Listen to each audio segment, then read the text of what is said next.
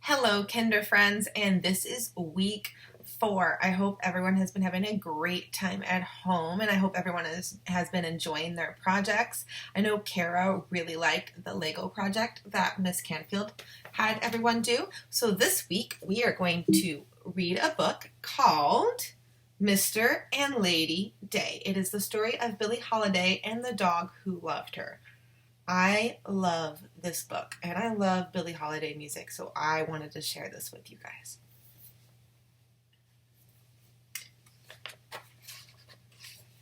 And this was written to Billie Holiday and her beloved dogs. Billie Holiday loved to sing, and as a girl, she sang along to her favorite songs on a borrowed gramophone. She dreamed of being a star. There she is, her hair is so cute. And a star she became, the great Lady Day. But sometimes stars don't feel like shining and they need someone to listen. That's what friends are for. Lady Day's dogs were her best friends after all. So there she is. She always had flowers in her hair. If you look, there's a picture of her dog on her nightstand. She liked to wear white gardenias in her hair.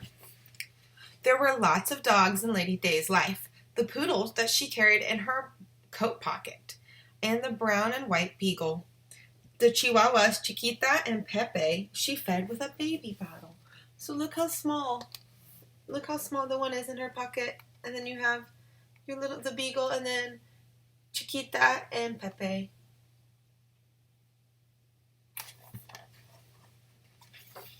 There was the Great Dane named Gypsy, and the wire-haired terrier Bessie May Mucho, who wagged her tail like a metronome. So a metronome is a little click that's used to keep time in music. Raja Ravoy, the sad mutt she gave the grandest name, would wander off, but he always found his way home. So here we go. Here's our Great Dane, Gypsy, and then I can never remember this one's name. Bessie May Mucho down here, and Raja Ravoy. She has a lot of dogs. Lots of dogs. And then there was a boxer named Mr. Mr. and Lady Day were rarely apart. She knit him sweaters and cloaked him in a mink coat. She cooked for him and took him on midnight walks. So here they are in their matching coats. She's taking him for a walk. He's very classy, and so is she.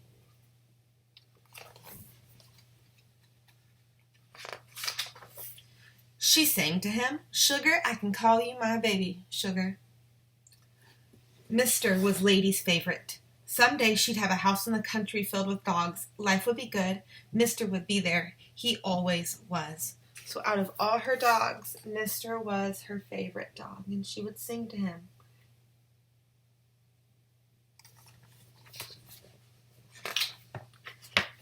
When Lady performed at glamorous Harlem clubs, Mr. sat beside her before the show.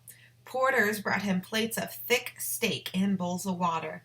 And later, he stayed with Lady in her dressing room while she pinned flowers in her hair. He kept fans at a polite distance. So here he is eating steak and having bowls of water. And then here he is making sure you can see the little vibration. Oh, maybe it's not vibration, it's just the door. He's making sure that nobody interrupts Miss Lady Day until he or she is ready.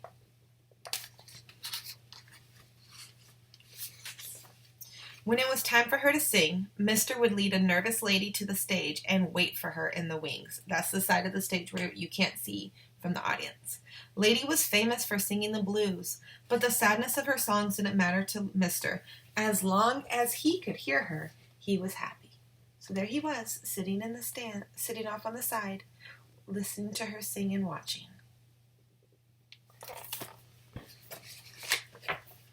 Just when her career was at the top, Lady got into trouble.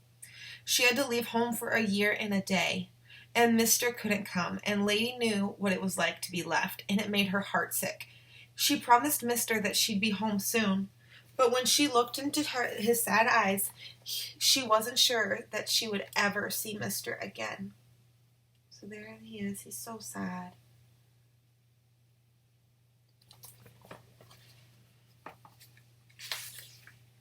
While Lady was gone, she wrote letters and she knit sweaters for Mr.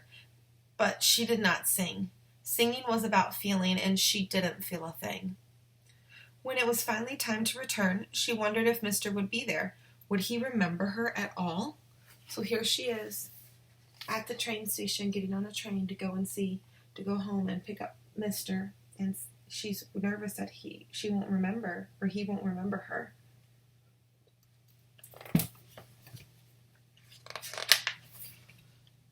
Then there he was, running down the platform. Mr. leaped on Lady, knocking her down, and someone screamed and everyone scattered. But soon a crowd gathered. It's Billie Holiday! And Lady's homecoming was as bright as a paparazzi's flashbulb. So there he is. He's so happy.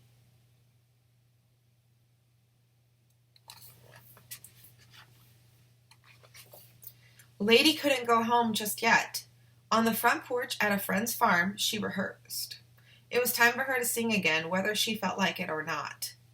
In just 10 days, she'd have her biggest show ever at New York City's Carnegie Hall. Lady was afraid. She'd heard the rumor that the great Billie Holiday was through, but was that really true? So here she is. She went to her friend's farm to perform, to practice singing, and here's where she was going to perform.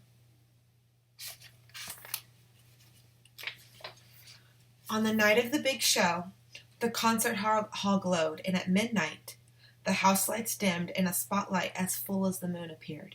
Slowly, Lady walked to the center stage. The hall was so quiet that you could hear her heels click. Lady trembled. Where was Mr.? Was he waiting for her in the wings? And as the band's notes began, Lady lifted her chin, and when the great Billie Holiday sang, here it is, here's the picture. Pretty blue dress. She looks kind of like Cinderella. I like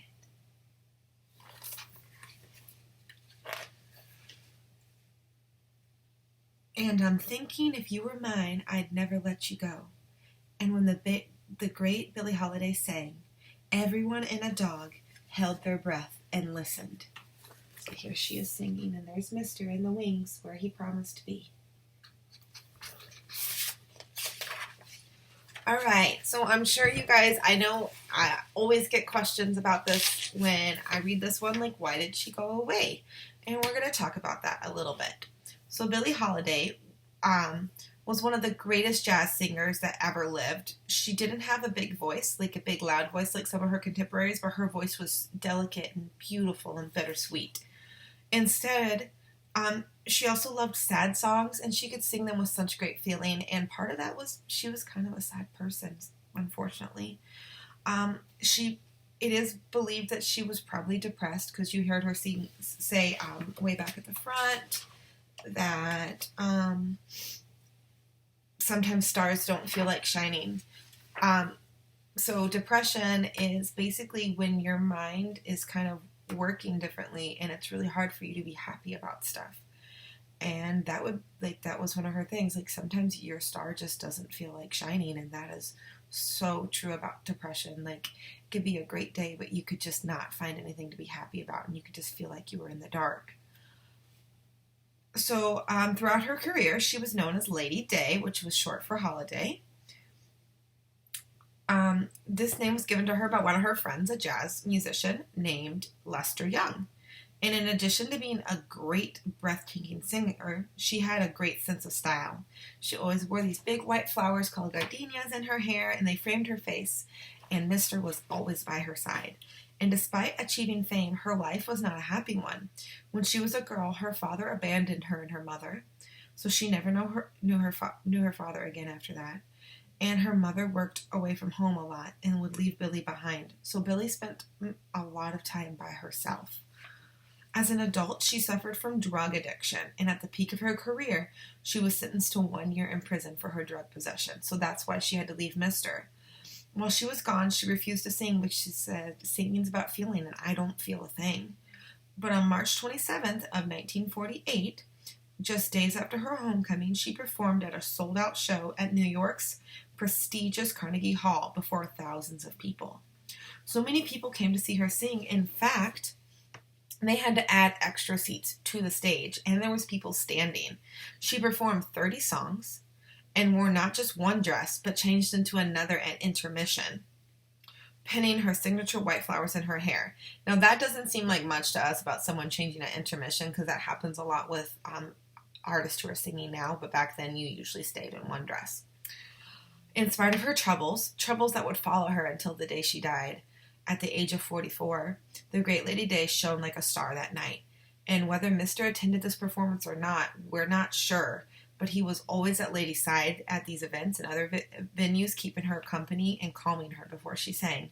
The story's line is inspired by a famous poem called "The Day Lady Died" by Frank O'Hara, and the lyrics that follow it are from the song "But Beautiful" and from the song "Sugar." So I'm going to put links to those songs, and I'm going to put the poem up there for you guys. And I'm going to put a link to a website with things about Billie Holiday that you guys can look at.